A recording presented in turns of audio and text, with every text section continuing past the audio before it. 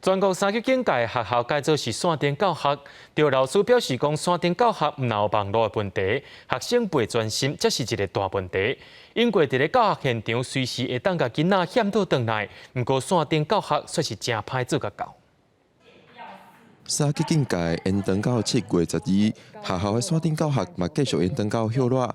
有教学现场的老师表示，教学是一件真注重互动的代志。伫线顶教学，学生专注力的关键差别会变愈明显。我觉得最主要就是那个小孩的专注力的问题吧。大部分的学生他是有镜头的，可是他不愿意打开，或者是说他有镜头，但是当他第一次上课的时候，你看到他对着镜头在傻笑，你就知道说他可能是在开另外一个分页，然后在打电动或者是做别的事情。那你就问他，那他下次他就不开镜头。老师讲，以前伫咧学校针对较无法度专心的学生，老师会使伫现场观察学生，嘛有辅导室、巡堂等等学校的机制会使来斗相共。但是线顶教学是真学监督每一个学生的状况，嘛较无学校的资源会使来斗注意。如果说小孩他是没有办法自律的，他没有办法，他自我管理能力比较弱，他需要有人盯着他的话，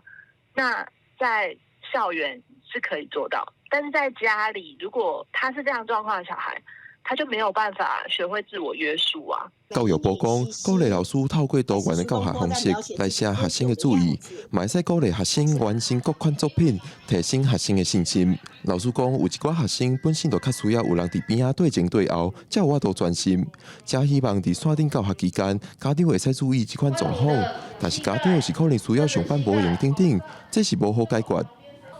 记者郭碧君正派文台北报道。